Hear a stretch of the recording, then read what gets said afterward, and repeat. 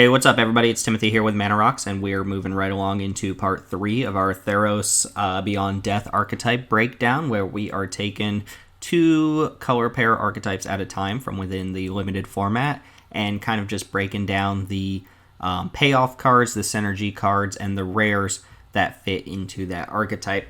If you haven't already, go ahead and watch the first 2 videos, because by this point we're going to start talking about a couple cards that we've already mentioned in those videos, and I would rather not elaborate on them over and over and over again. So especially when we get to black green, you're going to see probably hear me mention a lot of cards that we already mentioned with black blue, since there's a bunch of overlap. Same thing goes for a lot of the white archetypes and the constellation archetypes within this format. There's just a bunch of overlap between the cards that you want within those archetypes.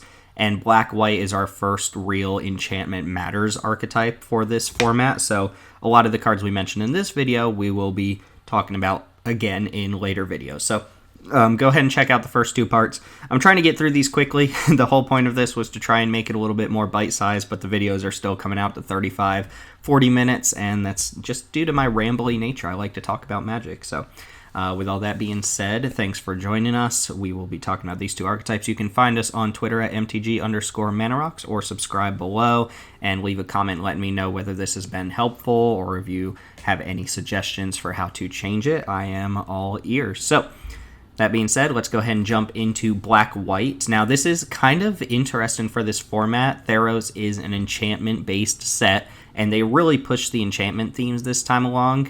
It was always kind of the identity of Theros to be an enchantment plane, but it just happened to have a bunch of enchantments. There wasn't actually a lot of payoff for it until Journey in the Nyx released Constellation. But enchantments are kind of the name of the game when it comes to this set. And black-white gives us our first look at a archetype that is based on enchantments. In particular, black-white cares a lot about auras, and specifically using those auras to try and control the opponent's board. So your primary game plan is to try and kill your opponent's creatures or stop them from being relevant with auras, and then find ways to use those auras, or rather reuse those auras, get them back from the graveyard and keep reusing them to play a control game. You also have just Constellation variant to your deck, where a lot of your cards are going to be enchantments, and you're going to want Constellation payoffs to go along with that. So we will kick it off with the uncommon gold card, which is Rise to Glory, your big payoff card for being in this color. It's 3 white-black for an uncommon sorcery, and it says choose one or both. Return target creature card from your graveyard to the battlefield. Return target aura card from your graveyard to the battlefield. So a couple interesting things to note here.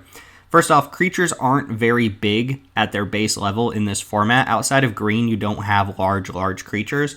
So reanimating a creature from your graveyard isn't going to be worth it if you're just using this card to do that. A lot of times I like 5-mana reanimation spells when they can get cards out of my opponent's graveyard, because that just means it's more likely that I'm going to be able to reanimate some bomb or big creature. But it's still a little bit of value, right? If you have bombs in your deck, if you have creatures worth bringing back, then Rise to Glory is going to be fine. But given that Escape is already a mechanic in this set, I don't think you need full other cards to reanimate your creatures. Now, this has some 2-for-1 potential, because it can also bring an aura back from your graveyard. Not just an enchantment, but it specifically has to be an aura. And as I already mentioned, black-white cares a lot about using auras to kill your opponent's creatures, and we will see a bunch of auras here in a minute that functionally kill creatures and then end up going to the graveyard when that creature dies. And Rise to Glory has a nice little added value of being able to pick one of those auras back up and slap it on another one of your opponent's creatures. Obviously, you can use beneficial auras as well and put them on your creatures, but it is worth noting, it's kind of interesting here.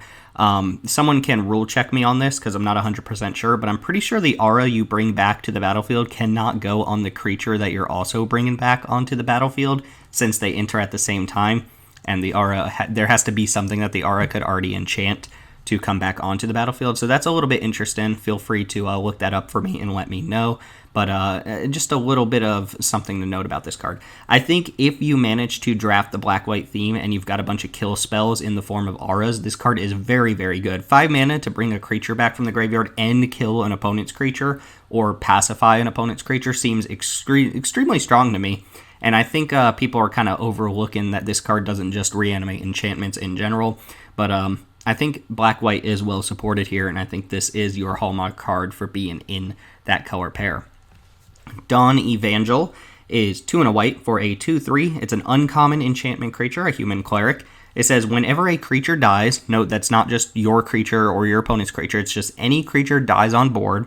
If an aura you controlled was attached to it, return target creature with converted mana cost 2 or less from your graveyard to your hand. So there's a lot going on here. Again, this cares a lot about you putting auras on your opponent's creatures and having them kill your opponent's creatures.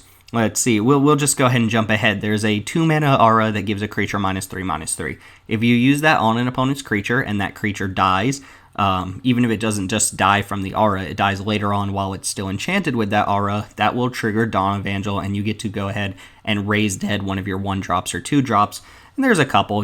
This effect isn't super splashy, even though I think it is a little bit easier to trigger than it might sound, because you're only getting back 1s and 2-drops, and they go to your hand, not the battlefield. But it is a nice little way to kind of recur some of your smaller value creatures as the game goes on.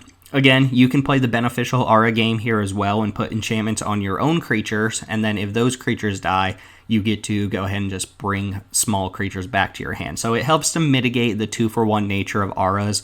You don't normally just want to slap a bunch of auras on your own creatures without any additional protection, because it just opens you up to 2-for-1s from the opponent if your opponent removes that creature. But Dawn Evangel helps to kind of mitigate that. And a lot of times your opponent's going to have to kill Dawn Evangel before they kill your other enchanted creatures, just so you're not getting infinite value off of putting auras on your own creatures. Hateful Eidolon is a 1-drop. It's a single black mana for a 1/2 lifelinker. It's an uncommon enchantment creature. It's a spirit. And it says whenever an enchanted creature dies, again, not just yours, not just your opponent's, but any creature that has an enchantment on it dies, draw a card for each aura you controlled that was attached to it. So same kind of game plan. You stick an aura on your opponent's creature, that opponent's creature ends up dying because of that aura, then you get to draw a card off Hateful Eidolon. Now, a 1/2 lifelinker with no other abilities for 1 mana, that's kind of a whatever card in my opinion. It doesn't really do enough. But if you really go all in on black-white here and you are able to draft a mass of kill spells or just pacifism type effects and things of that nature, or you're able to just slap a bunch of auras on your own creatures, Hateful Eidolon really pays you off. You kind of see the theme here, right? With Dawn Evangel and Hateful Eidolon kind of helping to mitigate the dangers of putting auras on your own creatures. So it makes it a little bit more safe. It doesn't protect those creatures, but it does pay you off when those creatures die. And I think there's a nice little 1-2 punch of these two cards, in addition to Rise to Glory being a way to just kind of get creatures back in the late game. Now, your enablers, we're going to talk about a lot of the enchantments that you're looking for here. In particular, the kill spells that are in the form of enchantments.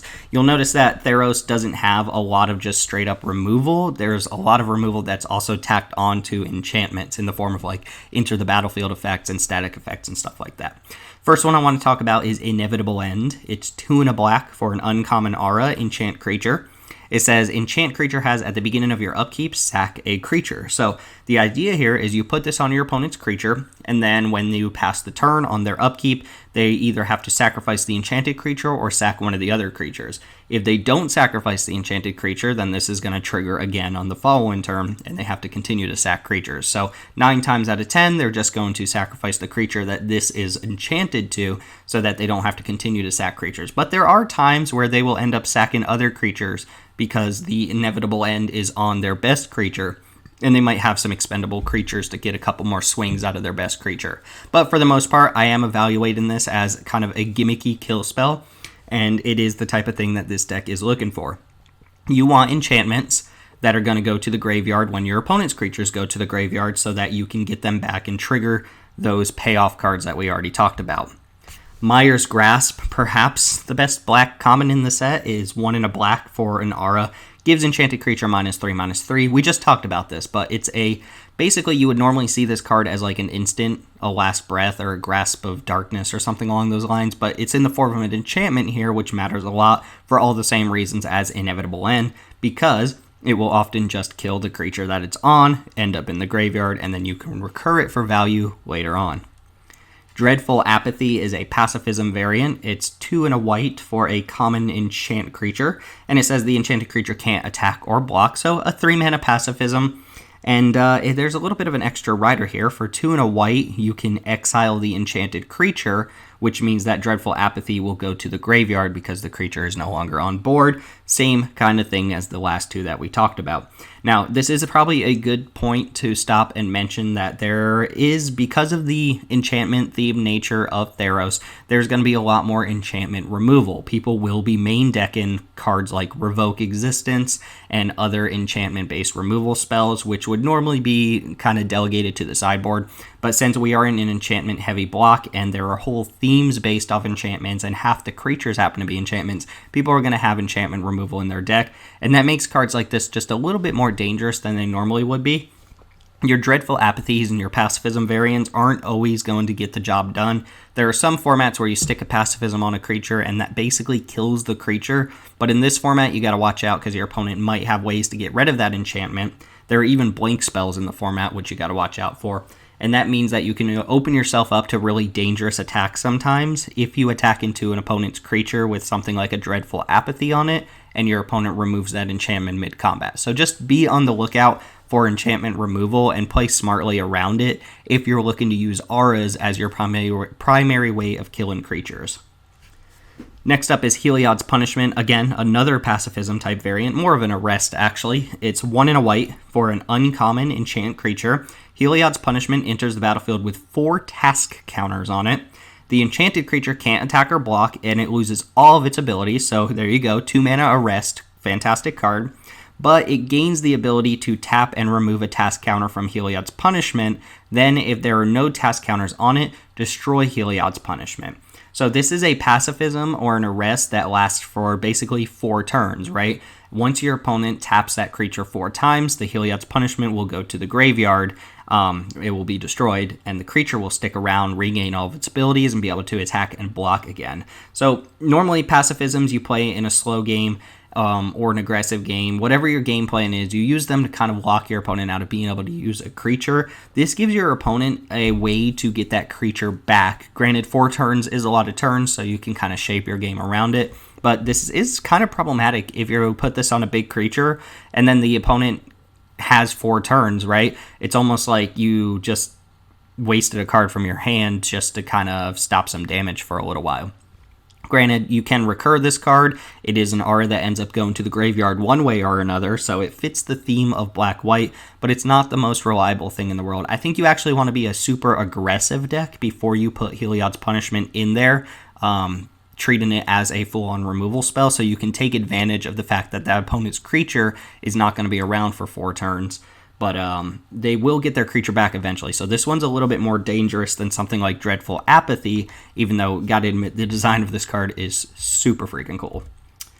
1 creature, maybe 2. One I wanted to mention here was Transcendent Envoy. It's 1 and a white for a 1/2. It's a common enchantment creature. It's a griffin, and it has flying, and it says aura spells you cast cost 1 less 2 cast. So any of these aura-themed archetypes like green-white and black-white, this card's going to be fine. It also is worth noting that flying creatures just happen to pick up beneficial auras a lot better. I'm not going to mention a lot of the beneficial auras here, like the pump spells and stuff like that, because I think black-white's primary use is as a control variant that wants to kill your opponent's creatures more than it wants to pump its own creatures. But Transcendent Envoy is going to play that role regardless of what kind of auras you're playing. So if you have a bunch of auras floating around your deck, then sure, Transcendent Envoy is a card that you can probably put one of in your deck and be happy about it. There's also Heliod's Pilgrim, which is a reprint from, I want to say, M15, where it was okay. It's 2 and a white for a 1/2 common human cleric, and when it enters the battlefield, you get to tutor your library for an aura and put it into your hand, and then you shuffle, blah, blah, blah. This card was fine in M15, which had a tiny little aura theme. There were a couple good auras, but since this is a set that's focused entirely on enchantments, and every single color has auras, some of which cantrip, some of which have extra abilities tacked onto them, I think Heliod's Pilgrim is going to pull its weight in this set and be kind of a premier common. It just bridges a gap between a lot of different archetypes, and I think nearly every single archetype is going to have auras. Like I said earlier, a lot of the kill spells in this format are attached to auras. Like there's a red one that deals 4 damage, there's a green one that fights, and Heliod's Pilgrim is basically fetching up removal spells when it does that, on top of some of the removal spells that we've seen already in this video. So the best rares for our black-white archetype. Let's go ahead and talk about the key rare here, which is Kunoros, Hound of Athreos.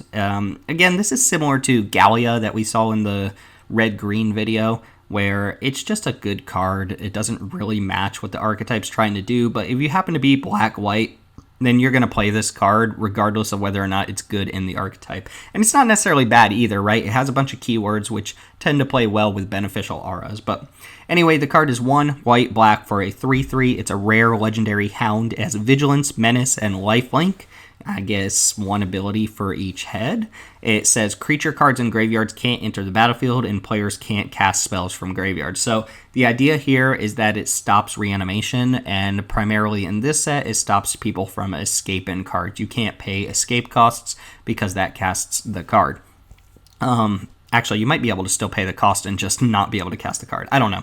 But regardless, if you're playing black-white, you should be playing this card regardless of whether or not it has the word aura or enchantment written anywhere on it. It is just an extremely solid creature, and it does pick up auras fairly well. The other card I wanted to talk about here was Idyllic Tutor, because it's similar to Heliod's Pilgrim. Idyllic Tutor is 2 and a white for a sorcery, and you get to search for any enchantment in your library and put it into your hand. So a more flexible Heliod's Pilgrim, but it doesn't come attached to a body.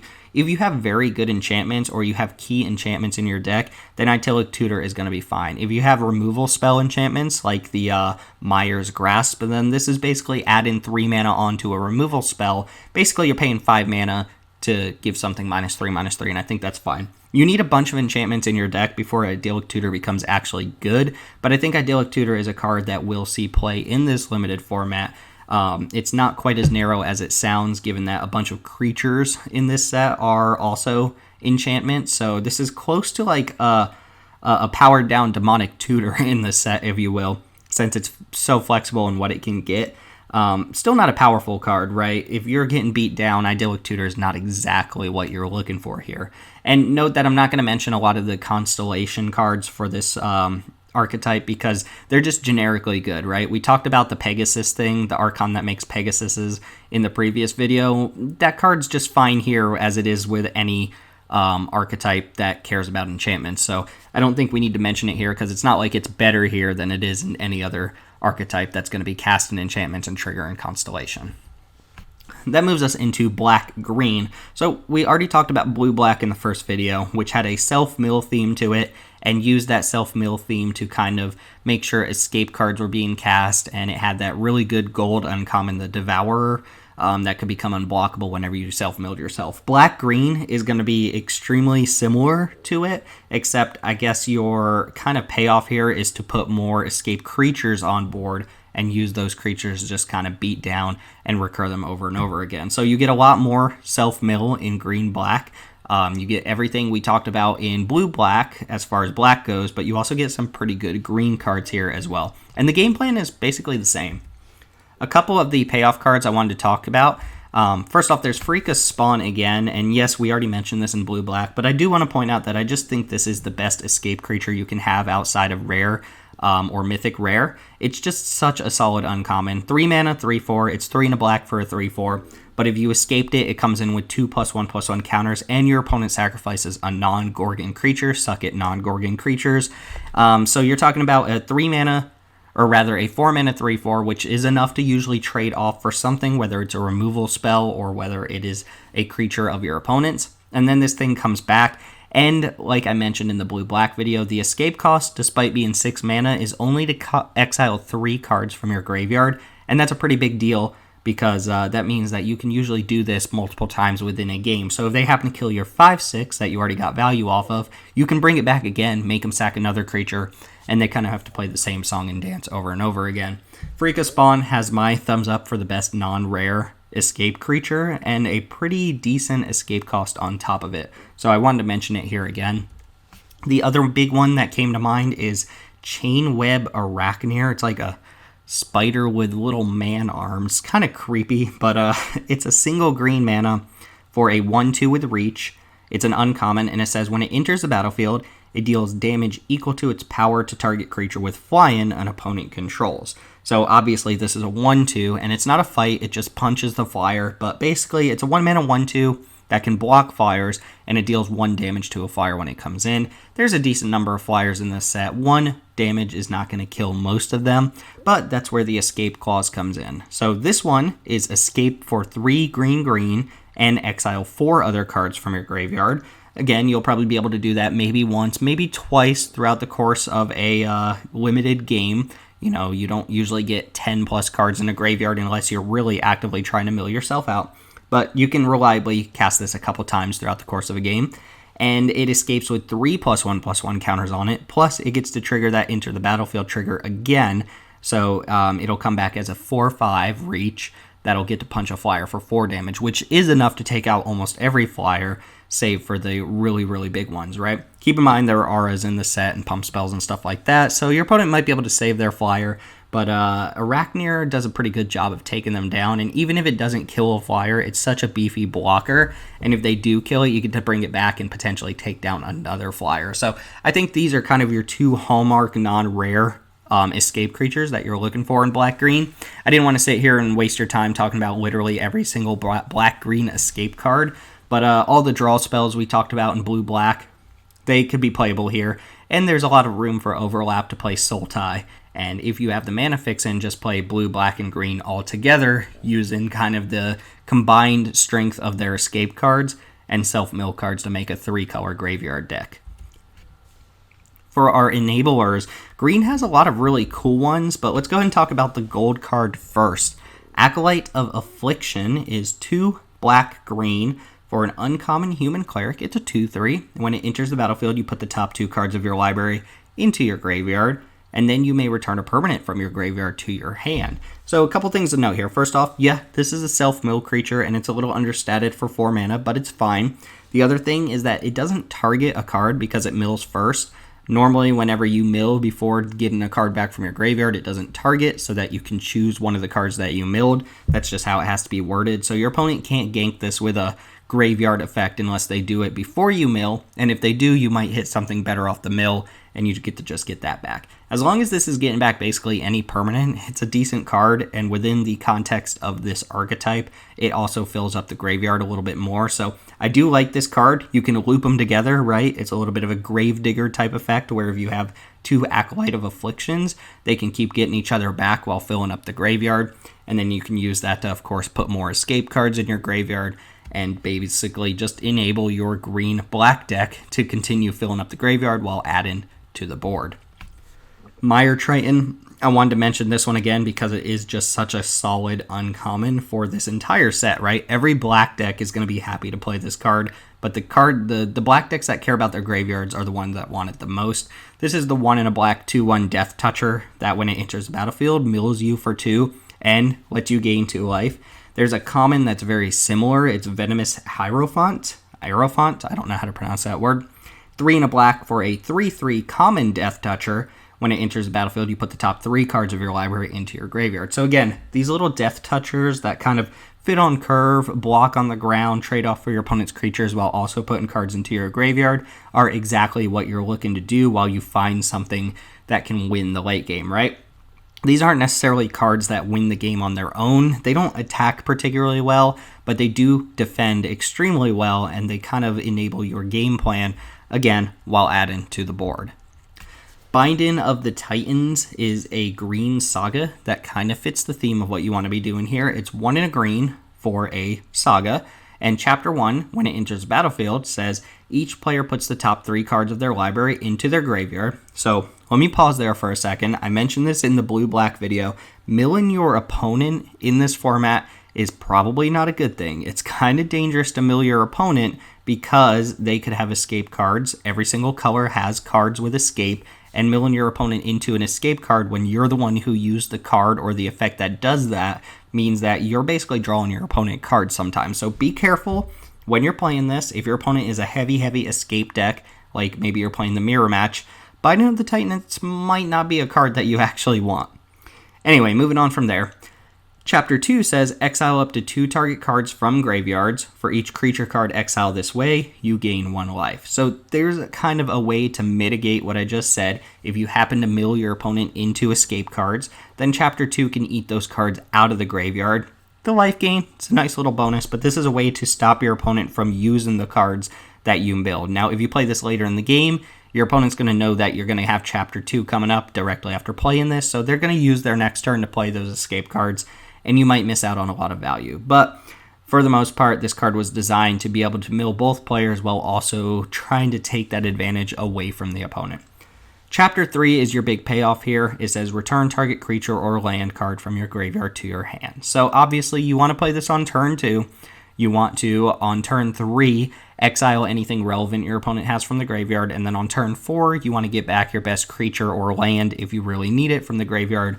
This is just an extremely slow way to fill up the graveyard, and an extremely slow way to use a Raise Dead type effect. It is an enabler. I don't think it's the best enabler in the set, but it's worth mentioning because it does fit the theme of the set, or rather the theme of the archetype, and it's going to get the job done even though it does it in a really, really slow and kind of dangerous manner.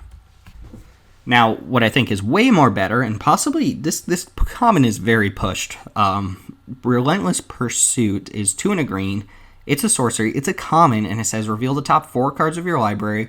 You may put a creature card and or a land card from among them into your hand, and the rest go to the graveyard. So we see effects like this pretty often, but they normally don't grab a creature and a land. They usually grab 2 of something, or they grab a creature or a land. In fact, I'm pretty sure this card was in Khans of Tarkir called Scout the Borders, and it let you grab one or the other. It might have looked at 5 cards, I don't know, but it's very similar. This is one of the first times I can remember where a 3-mana green sorcery would let you grab 2 different cards, and looking at top 4 cards means you've got a pretty good shot at hitting it.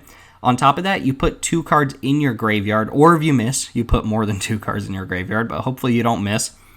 And this is just such a great enabler for putting cards in your hand while also putting cards in your graveyard. It doesn't affect the board, so you can't run like 4 or 5 of these. It is kind of just like a green divination, but it's a divination that gives you card advantage while also enhancing your strategy, right? You can put cards with escape into your graveyard while putting cards without escape into your hand, and just kind of set up everything you want to be doing for the next couple turns.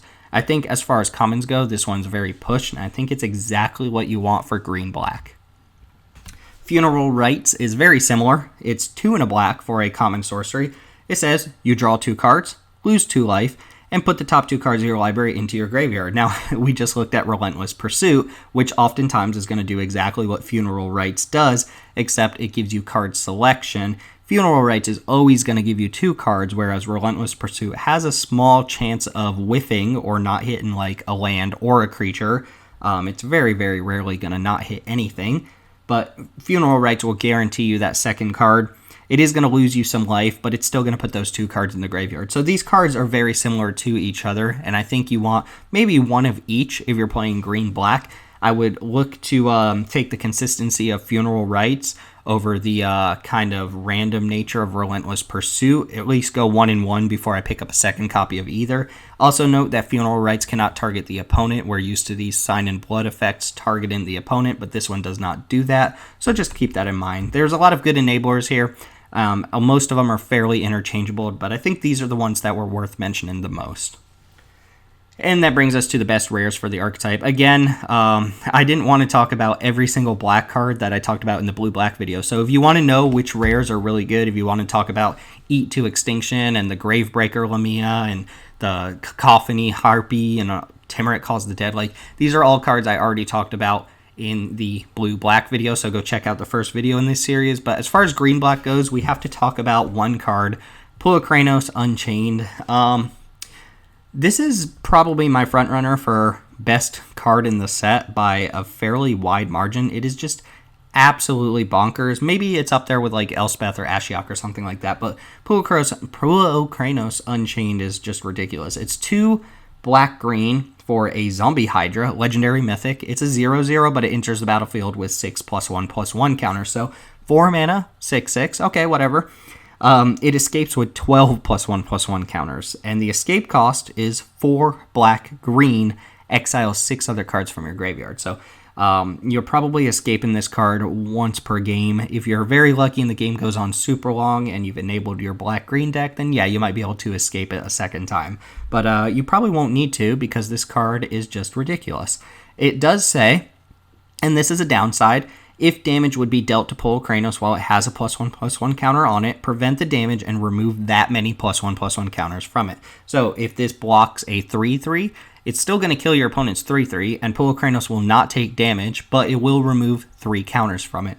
Also note that this prevents the damage, so Pulokranos can be blocked by Death Touchers all day long, and it will not die, it will just remove counters. And that does mean Pulokranos is going to get smaller over time and eventually die during combat. Or if your opponent uses burn-based removal, that does shrink Pulokranos, and Pulokranos will go to the graveyard. But then you escape it, and it comes back with 12 counters, and that's usually probably going to be enough to win the game. On top of that, for 1 black and a green, you can have Pulokranos fight another target creature. And yes, Fightin does deal damage to Pulokranos, so it will lose counters due to its triggered ability.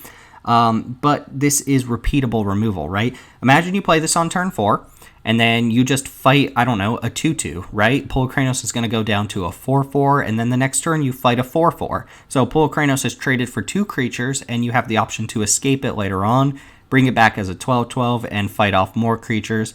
Seems very devastating to me and an easy way to win the game. Just removal tacked onto a giant creature with built-in protection and recursion. It's basically everything you want in a big bomb all in one. So this is the type of card, if your opponent has it, you bring in your grave removal for, you bring in your stupid lanterns and you try to get it out of their graveyard. It's also the type of card that if you're playing it, you don't mind milling it over because you have ways to get it back on top of just its natural escape cost. So Pulokranos, my vote for best card in the set. On top of all these other cards, we could have talked about a bunch of rares in this section, but I figured for the sake of repeating myself, for the sake of the length of the video, I would just reference you to the blue-black video where I talked about a bunch of the rares that are just going to be equally as good in black-green as they are in blue-black.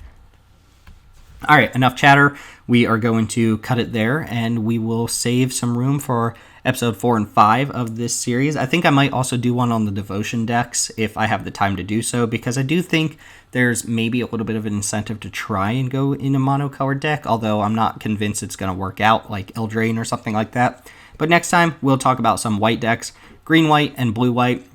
Note that these decks are going to be a little bit looser on the themes than some of the ones we've seen. It's easy to look at something like black-white and figure out that it's aura-based. It's easy to look at red-white and figure out it's heroic deck. It's not as easy to look at blue-white and figure out what the heck you're supposed to be doing. So we'll talk about that in the next video, and hopefully you will join me then. Thanks for watching. Again, you can leave comments below if you have any sort of feedback on whether this was helpful or not, whether you want to see something different in these sorts of videos, or whether it's just kind of a waste of time. Feel free to leave a comment below. Subscribe to the channel while you're there, or find us on Twitter, MTG_ManaRocks. So with all that being said, thanks for joining me here on ManaRocks, and I will see you all next time.